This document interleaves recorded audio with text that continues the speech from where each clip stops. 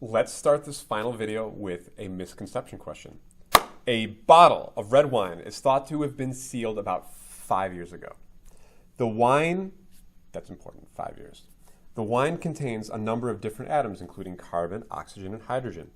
Each of these has a radioactive isotope. The radioactive isotope of carbon is the familiar half-life of 5,730 years. The radioactive isotope of oxygen has a half-life of 122.2 seconds. And the radioactive isotope of hydrogen, which is called tritium, has a half-life of 12.33 years.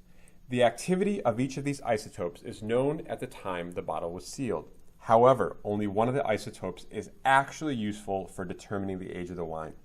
Which one would it be? Think about it for a second. Oh, excuse me, pardon me. Think about it for a second. What would it be?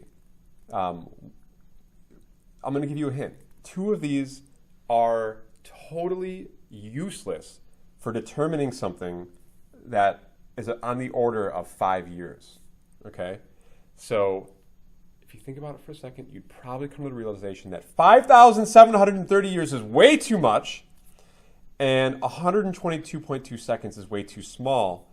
And so 12.33 is this kind of like middle sweet spot, which means that the tritium ion of hydrogen would be the most useful. Answer is C. Okay, moving on. Why do we care? The finale, dating ancient bodies. So I'll remind you that some tourists found this body in the Alps, fairly well preserved, kind of stunningly well preserved and a little creepy. And it was preserved because it was trapped in a glacier. Now, it turns out that a material found with the body has an activity of about 0.121 becquerel per gram of carbon. Find the age of the Iceman's remains. Okay, I'm going to warn you now. This is a little tricky, so try to stay with me here. Okay, I'm going to start by shaking my pen. Okay, and I'm going to write down Rn equals N0 e to the minus lambda t equation. Okay, so this is the equation that tells us how many unbroken down, undecayed nuclei there should be left after you start out with this many nuclei. Okay? All right. Now, if you do a little bit of fancy footwork and take ln of both sides of this,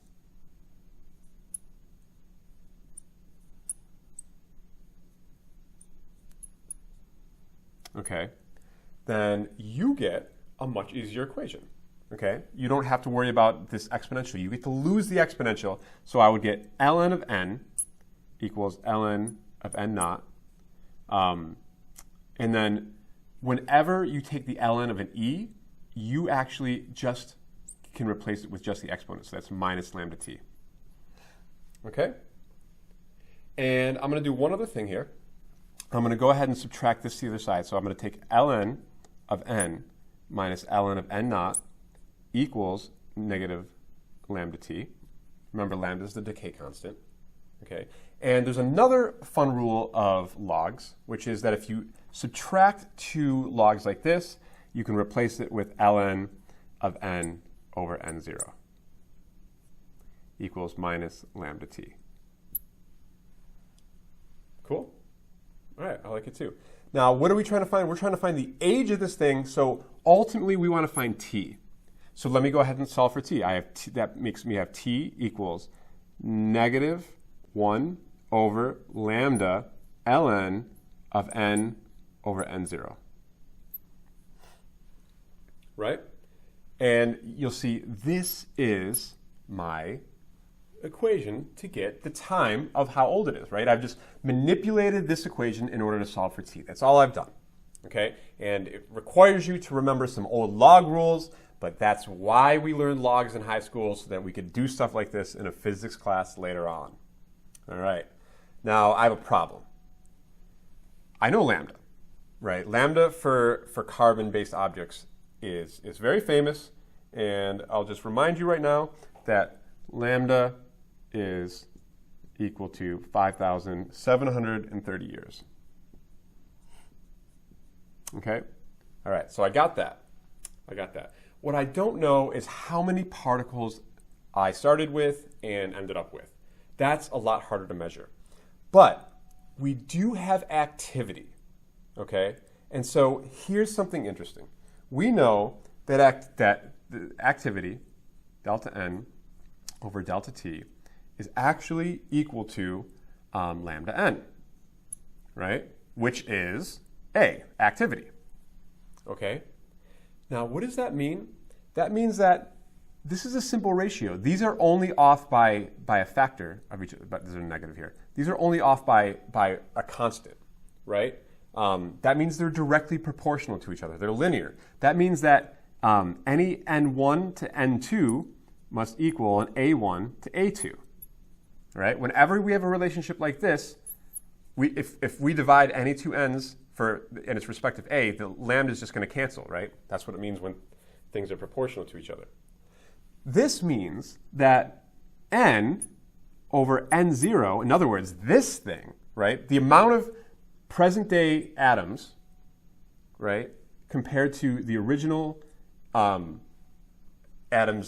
atoms in the sample to begin with, right, must equal the activity that we're seeing today per gram divided by the activity back in the day.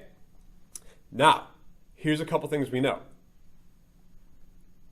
One thing we know is that the activity today is, according to this problem, 0.121 becquerel per gram, so BQ per gram. Okay? The activity back in the day for a living organism, and this is something that's well known, so for a living organism, the carbon-14 decay activity is about 0.23 becquerel per gram. Okay, so this is just something to know that A for living things, for carbon-14 in living things is about 0.23 becquerel per gram. Okay, now we're getting somewhere, okay? Because here's where we're getting. This n over n0 is really just A over A0. So I can go ahead and replace this with A over A0, right? They're the same thing. Cool, huh? Little tricky tricksters up in here, okay? And that means that now I can go ahead and, by the way, one thing that I said is wrong. Lambda is not this, the half-life is this. So T 1/2, okay? How do we get lambda from the half-life again? Well, remember, I'm gonna do a little side hustle here. Remember, lambda, the decay constant, is equal to ln of 2 over the half-life, right? So that's ln of 2 over 5,730. So I get a value, when I do that, of 1.2 times 10 to the minus 4 years inverse. Okay, so why did I want that? Well, because this is in my time formula. I just want to be able to put that right in there, okay? So here's what I get, folks. I'm going to take that.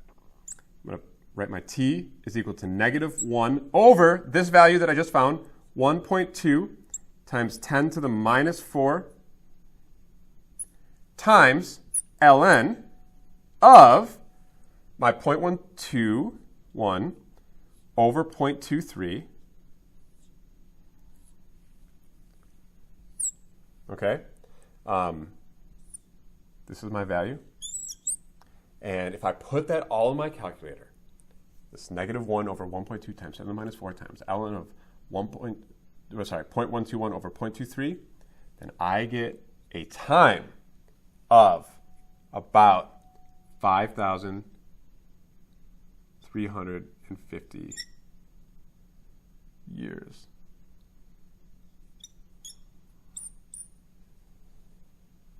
And that's how old this corpse is, which is a long time ago. That corpse has seen some stuff. And that's kind of a cool thing. They were able to bring one of us back from that long ago, well before the time of modern history, well before the time of all the things that we know and take for granted right now. So, yeah, I'm going to take a somber moment of silence to honor our friend, the Iceman, in this picture. Have a nice weekend.